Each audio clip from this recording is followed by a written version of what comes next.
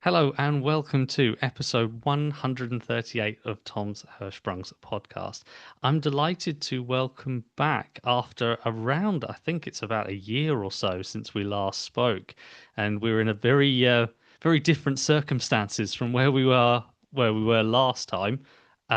Both I think in the medical sense and from where we were because you were recording from the hospital. But welcome back, Kaytlin. Hello. Thanks so much for coming back. But yeah, we're your daughter Isabella is in a far different place, I think, hopefully than where we were before. But I guess over to you. Yeah, start from wherever you want to. Okay, so like I kind of word vomited on Tom before we got started, but um, so last year, whenever we were talking in the hospital, we were doing a colonic manometry, and that was where we were trying to figure out if Isabella still needed some of her intestine taken out, which would have resulted in a permanent colostomy. And thankfully, like I told you, they did not have to do that. Everything went well. Um, so let's see. The next step, I had been fighting for the tubes for her. So she now has a, what did we say that word was? Uh, To no, Tacostomy. a sacostomy tube, It's which is tough, a, isn't it? which is a flush tube that allows us to irrigate from this way instead of having to be invasive and kind of pull it out. Um, and that was just such a huge blessing for us because, like I said, it was very invasive for her. Um, and then fast forward to January, we were finally able to get her feeding tube. And once we got her feeding tube, she is almost 7 now, but around this time last year, she was still measuring as a 4-year old. And then when she got her G tube in January, by March, she was already where she was supposed to be at. So she grew so much over the last few months that it just kind of like happened before our eyes. And I'm just, oh my gosh, like you're almost 7. And she actually looks like an almost 7-year old now. So that was such a blessing finally getting listened to about those tubes. Yeah, most definitely. And I guess that can be the frustrating part, can it? It can be the kind of you know roughly know what sort of needs to happen, but it's getting the process done and getting the right sort of medical intervention that I guess can be not just frustrating, but can also take quite a long time as well. Hmm. Yeah, it took a long time. And at the beginning of her journey, we had a different GI doctor. So I think that really made a big difference in her medical journey is switching to the GI that we have now. She just really listened to me. And it was a little bit of a fight just because that's like a big request that you're asking to put these like medical interventions in. But I do think that was such a blessing, like getting a new GI doctor. That made a huge difference. Yeah, it, So, like, it, don't it be afraid to ask for a new doctor if you don't feel like you're getting your answers. yeah, definitely. And I think but that's for I think all countries as well, because I know that's it's quite prevalent in the US that you can sort of choose your doctor as such. But I think what people don't quite know over in this country is that's also possible as well. You can be transferred, you can be because we're our medical system is run differently, very differently. Yeah, and I seem to UK and forget that. UK and US. But yeah, you can do it in the UK as well. You can be transferred if you believe that there is a person who knows more or they're a specialist in that subject. So yeah, definitely don't be afraid to ask. Yeah, Absolutely. and just as parents in general, like no doctor is going to be able to. I don't want to say no doctor's going to do enough research. Obviously they do, but like when you have a child that has this condition, you kind of have to go into that research and figure out what they need. so that you can advocate for them, because that is a big thing, is that you have to advocate for these kids. Yeah, yeah, hugely. I think it's again the amount of people that I've spoken to who've had to really fight, like really fight for things that may not seem so obvious at first, but as time's gone on, you think, well, that's definitely to do with Hirschsprung's. You know, the more research that you do, and you've obviously done quite a bit of research. Um, but yeah, I've really had to fight, and sometimes sometimes doctors will take parental instinct into account, and you know, if you think so, you know, something's just not right, but you don't quite know what it is, doctors will look into that, and some will and some won't, and it can be a little bit frustrating that it's kind of still a little bit of a lottery sometimes, just from people I've spoken to. Yeah, because it's frustrating when they're wanting to time out these things. Like they know these possibilities of what they can do for the kids, but they're trying to time it out as long as possible to try every other alternative. But my thing was, I wasn't wanting to continue trial and error with these medications that could kind of cover up the problems instead of actually like doing an intervention that could keep them from getting so sick. You know what I'm saying? Like instead of waiting, because I kept getting told to take her to the emergency room, but then I'd go into the emergency room and they'd be like, well, pretty much she's not dying, so there's nothing that I can do. So they wanted her to get to that point before they would intervene, and I couldn't take that anymore. No, no, and that's quite a sad bit, really. Excuse me. That's quite a sad bit, really, where it's kind of, well, something is clearly not quite right, but you're not ill enough, and that seems a bit, you know, you think if you're a little bit ill, then you should be treated as, you know, treated to make you better in a sort of simplistic term, as much as somebody who's really ill to try and get them to be better as well. It doesn't matter what level scale you're on. They want to try and, you know, get you back to full fitness. But it seems as though sometimes if you're not ill enough, you don't qualify as such. It's Yes. And mm, I've seen that in the medical field, beyond just our Hirschsprung's journey, too. I have really seen that a lot here lately. yeah, yeah, and that's a sad one really because I just think anybody who's ill is struggling. Anybody who's ill, we want to make better because again, from a sort of hospital point of view, you'd rather get that person spend less resources and get that person Yeah. better rather than I Then know like prevent it from getting so bad. exactly, Yeah. exactly. And yeah, I don't want to bring it to a business point of view, but it's kind of like that as well, where it's like, well, I'd rather prevent or prevention's better than cure, isn't it? Right. Yeah, But that's a whole thing itself, isn't it?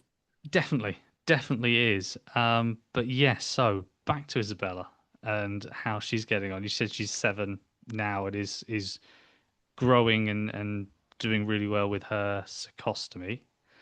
I need to keep remembering those words. Um, but so in terms of the next stage of our story, um, where are we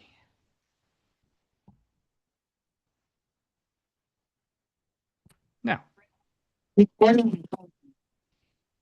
So in terms of sort of the next phase and stage of Isabella's story, um, yeah, where are we up to?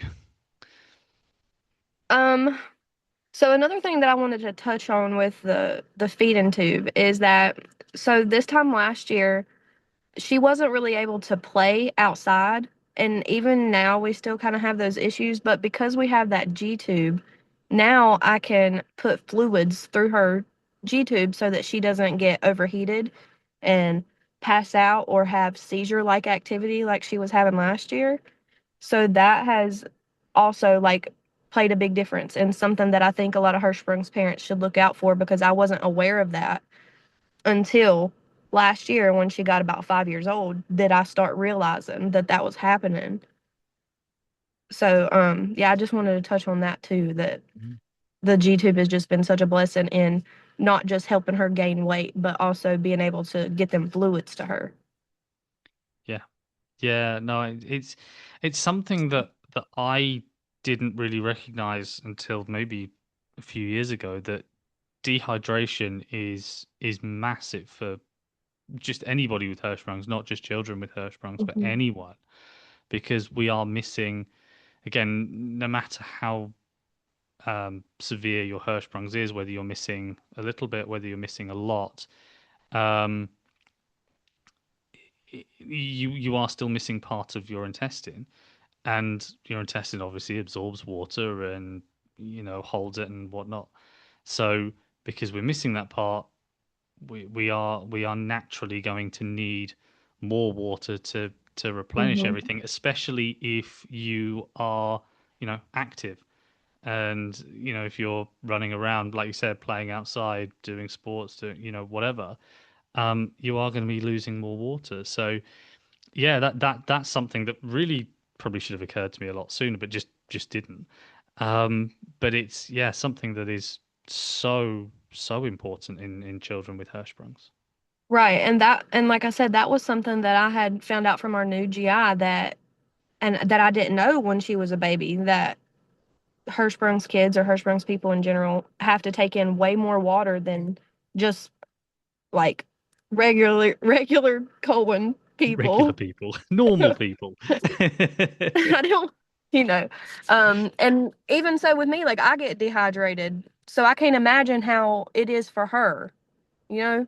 So I feel like I'm having to constantly pump fluids into her, but I can tell the difference if I don't versus when I'm trying to keep up with it throughout the day. So what Um, would those differences be? so if she's not getting her fluids, she gets super hot. She feels like she's going to pass out. She doesn't want to play. I have also noticed on days when we're not sticking on a schedule with those feedings, because the I'm sorry, the thing they put on her chart to say why she needed the formula shakes was that she's protein deficit. It's a deficiency or something like that. Yeah, So she yeah, needs she needs the protein. So when she's not getting those shakes, I notice irritability in her. She is a completely different person. Like I guess very hangry is more the word. Like you yeah, can just tell.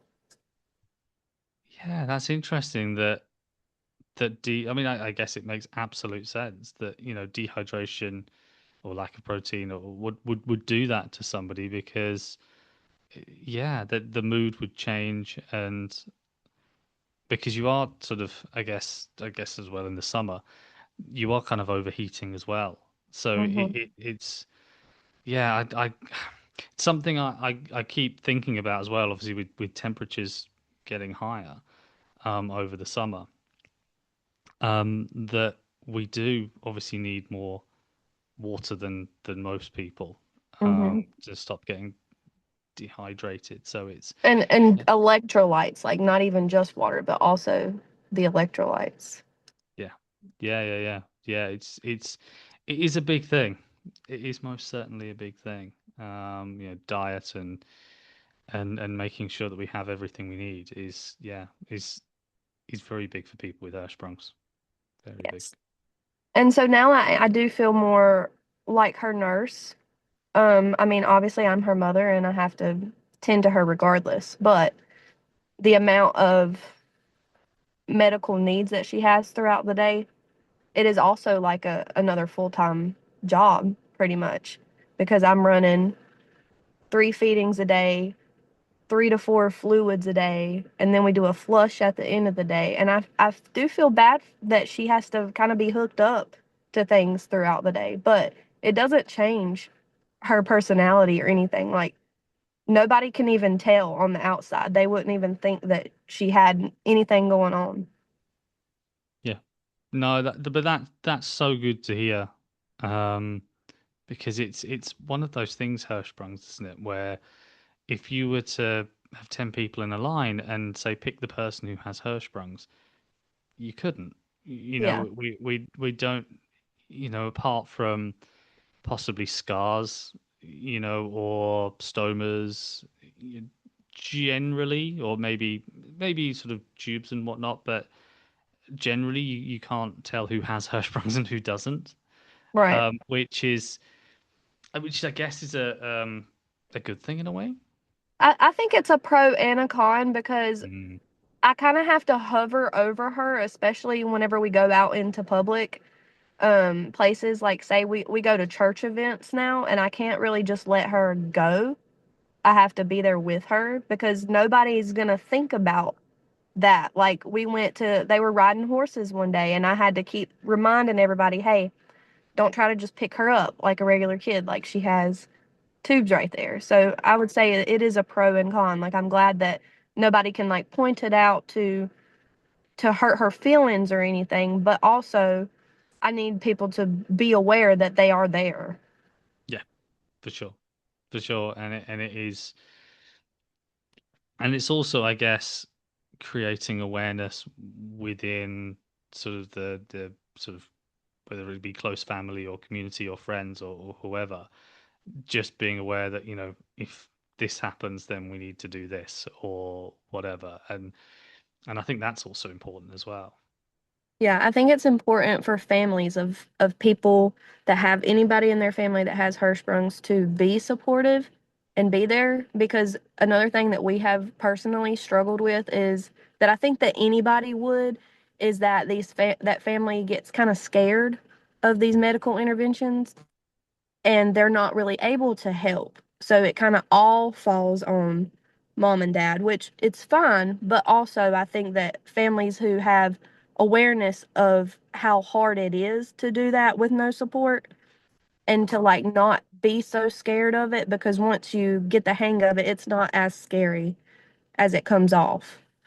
No, no, it's, but if you were to mention stomas to people who have no idea what a stoma is, Yeah, or and say, well, we changed the stoma bag or whatever. I mean, even people, or parents of children with stomas, it takes a while. sometimes. It takes, a lot of practice, um, to change stomas and whatnot. So yeah, to then mention that to family members, I totally understand why people would be a little bit concerned. Yes, because I'll never forget when me and my husband walked into the NICU and they had her stoma pulled up, and we were not aware that that was happening. Like they were already in the middle of surgery and wasn't able to let us know until we walked in and saw it. And it is traumatizing. It is. But yeah, I can see where people would be scared of it, but I do think that more people should know that it's not that scary and that us families who do have kids like that, we need some support and help. Yeah, yeah, definitely, definitely. I think it's, but I guess it tends to become, like everyday life, doesn't it? It's kind of Yeah. like, oh well, yeah, and maybe, and I know I've got into this, um myself as well, that you kind of end up in a Hirschsprung's bubble as such, where terminology like stomas and colostomies and cigostomies and washouts and the word Hirschsprung's itself seem like everyday words to us. Yeah. Yeah, it's But our normal, but yeah, we had someone that we showed her tubes to and they kind of stood back for a second and they were like, "How do y'all deal with that?" And I tried not to take offense to that because I understand that it is kind of a shock to some people, but you just do. Like you just do. It just becomes your normal. absolutely. I mean, because you have no choice but for it not to be. To Right, also, you have to. yeah, yeah. As much as obviously you want to help and do everything you can, you also have, you have to learn. You haven't got a choice but um to learn about stomas and stoma bags and, all of this terminology that we've mentioned. It's, yeah. So it is quite a it is quite an undertaking, and I think that sometimes that's a difficult one for people to quite get their head around. That you're obviously dealing with all of this stuff all at the same time. But it is a blessing also. And this is something I really wanted to say to other families that has gone through this, because I know that it's traumatizing, and I use that word a lot because for such a long time that's what it did to me. It traumatized me, and it put me into such a depression, and I struggled with addiction and stuff going through all of this. But it also taught me so much too. It taught me faith. It taught me how to surrender. It taught me that everything is going to be okay. It actually has pushed me onto a career path that I never would have taken otherwise. And there's just so many good things to pull from it too. For And I sure. just really wanted to like touch on that. Absolutely. I think you're absolutely right. Can I ask what the career path is? I'm going to start nursing school, and I wasn't ever gonna do that because me and my mother don't really get along, and that's something she pursued in. But I do feel called to do it because I mean, I'm already a nurse for her. It just makes sense. That's So yeah, brilliant. That's fantastic news. No, that's and how far are you through the sort of training period? Have you started or are you I'm about to start to get my CNA, certified nursing assistant. I don't know if it's different in UK than it is in US. no idea? Um, but it's like pretty much the first step that you take. But it took a long time for me to finally accept it and be like, yeah, okay, that's what I'm gonna do. That's fantastic news. No, that's brilliant. That's well, I mean, you don't lack experience. That's for Right. certain. Yeah, Have so you ever? I think I've got the confidence to do it. That's where I lacked at before, is I didn't think that I could do it. But everything that we've done for her, if I could do that with my own child, I know that, and just seeing how the medical system is in general, I know that they need somebody in there to advocate for other kids and to know what families who have medically complex kids go through on their side. You know what I'm saying? So it doesn't feel like it's just kind of a profession that somebody has went into. I like truly want to do it like within my heart. Yeah, yeah, and I think I mean obviously there's a lot of great nurses, a lot of great doctors out there, but I would guess that a lot of them have not been, maybe personally have gone through a great deal, but you Right. never. But but to have somebody who has been through it on and will now be seeing both sides, sort of from Yes. the nursing side, but also as a parent, and not just a parent who has been through various, Hirschsprung's related, but is also going through at the moment. Like you've Yes. got personal experience, but you're also going through, everything at the moment. So it's, yeah, I think that's fantastic news, and I wish Right. you, yeah, great luck with And that. hopefully I will eventually be in a hospital as she gets older, but for right now I'm just kind of centering it around being able to stay with her, Yeah, like, and just, helping me on that path to be able to stay here and be able to help my husband provide and stuff like that. absolutely. No, I think it'd be fantastic. I really do. I think it'd be great. I think there's very few people who've been through a similar experience to you that they go into nursing. So I think you will have a unique perspective, and especially Yeah, if you you kind of want to ever. get far away from it when you've been dealing with it for so long, but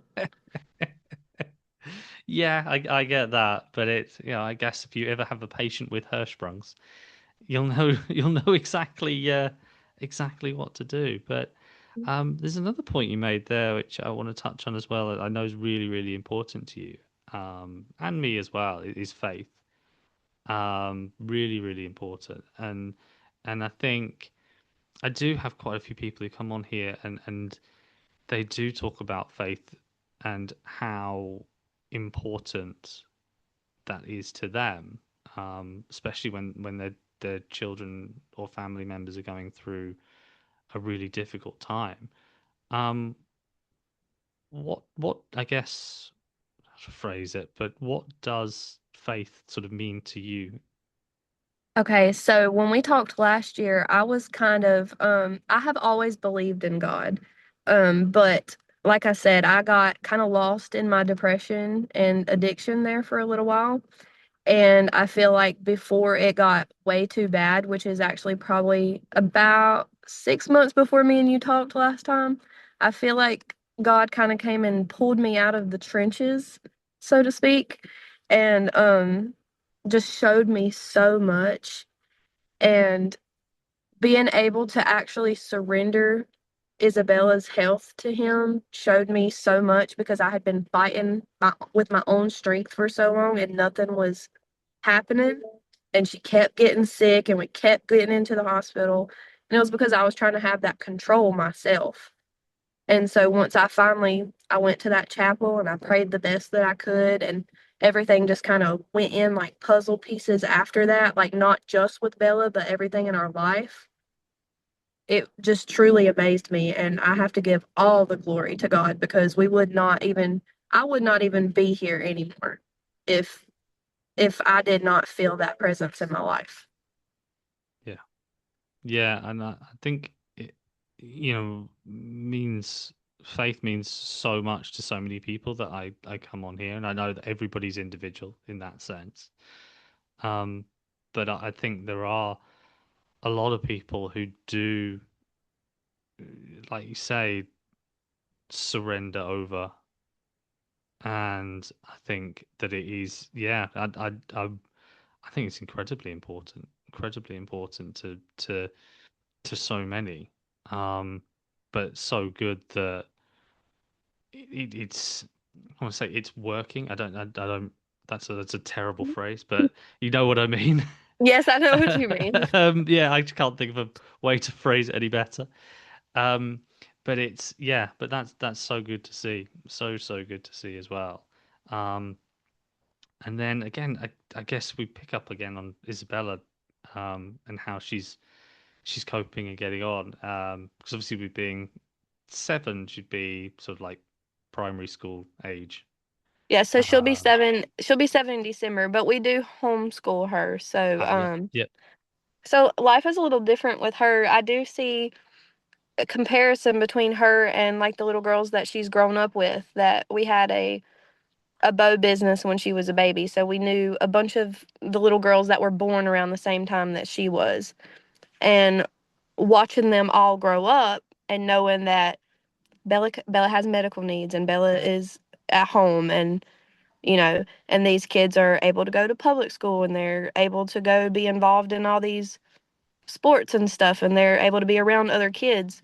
You can see the difference in how they act, if that makes sense. Like, you know what I mean? And sometimes I fear that they kind of that not these kids specifically, but other kids her age might reject her or bully her or things like that. So that's something we are dealing with right now that I hope that we'll be able to get through.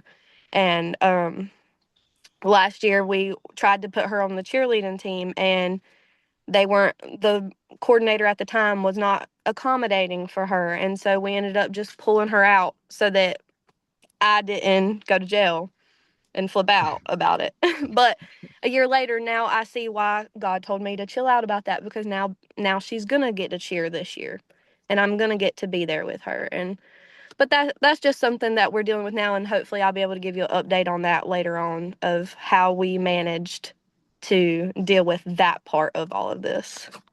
well, that'd be great. Yeah, no, but it is, and it's sometimes, but again, finding the right place that can accommodate.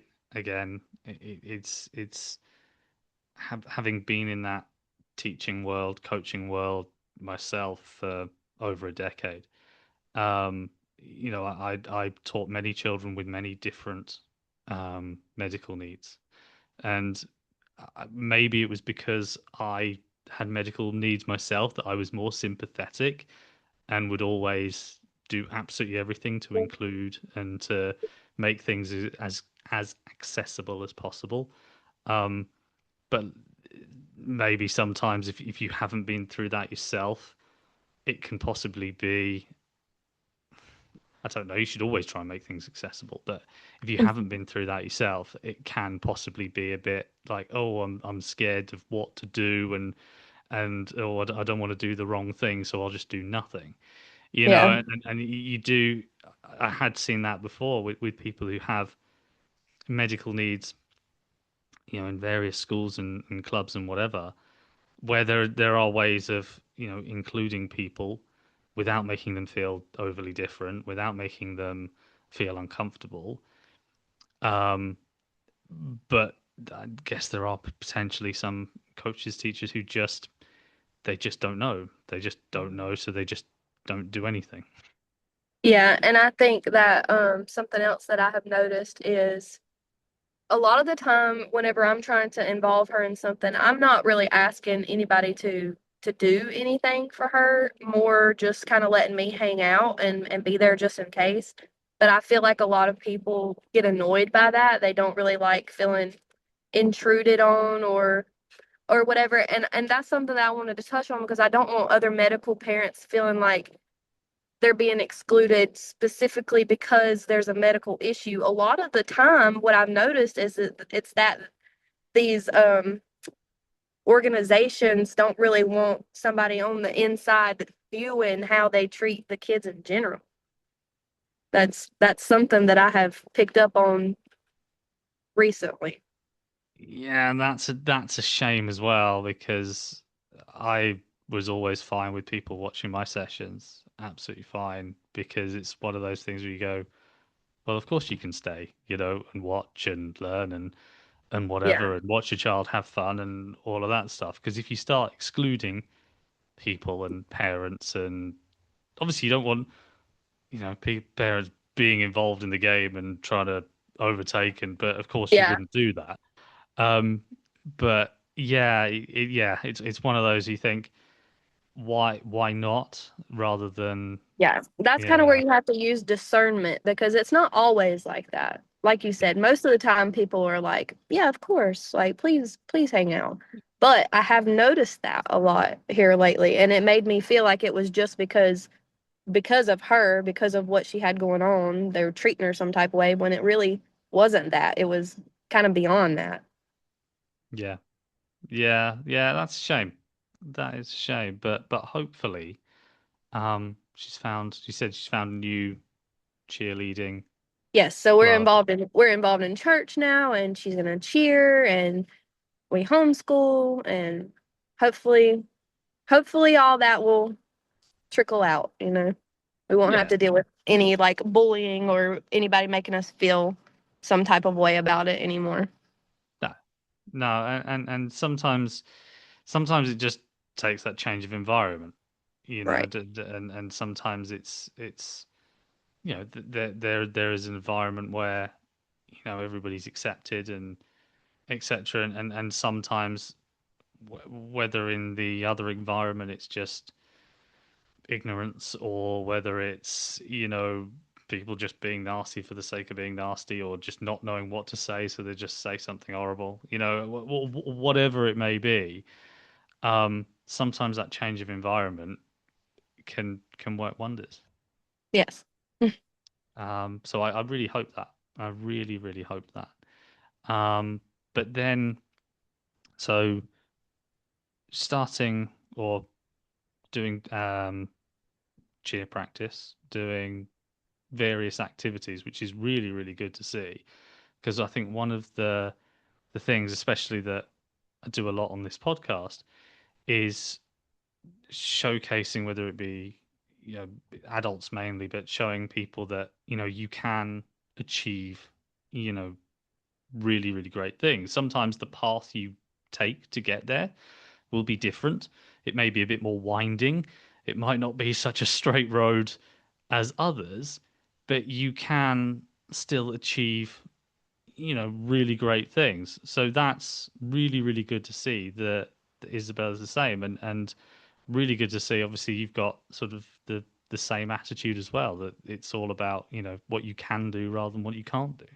Yes, like even if we do have to pause and do a feed in or pause and do a hydration or whatever, like you said, it might look different, but I know that she can do anything that she wants to do.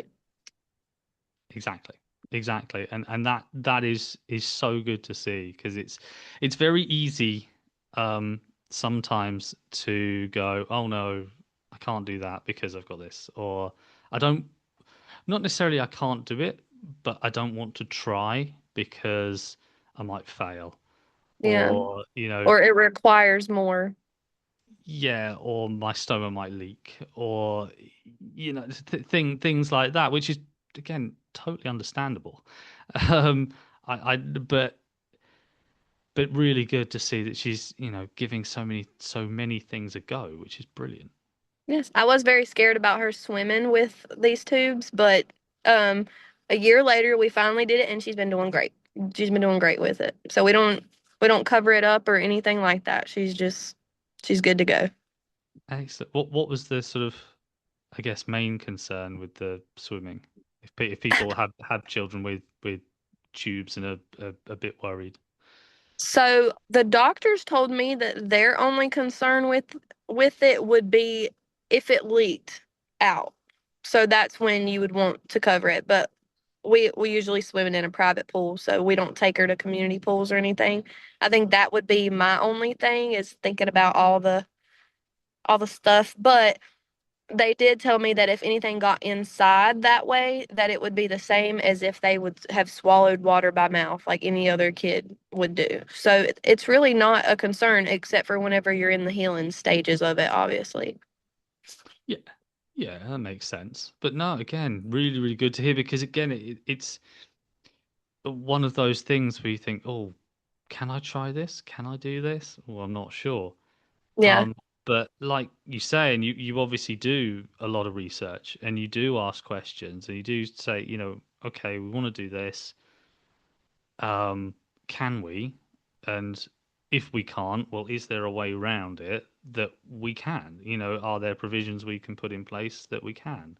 And I really like that sort of can do rather than won't do, can't do Yeah. attitude of that sort of, okay, can we do this? Is there a way around it? If not, can we try and accommodate somehow? But I love that. I really do. But Yes, and it's I'm just so grateful that we haven't been in and out of the hospital like we were before.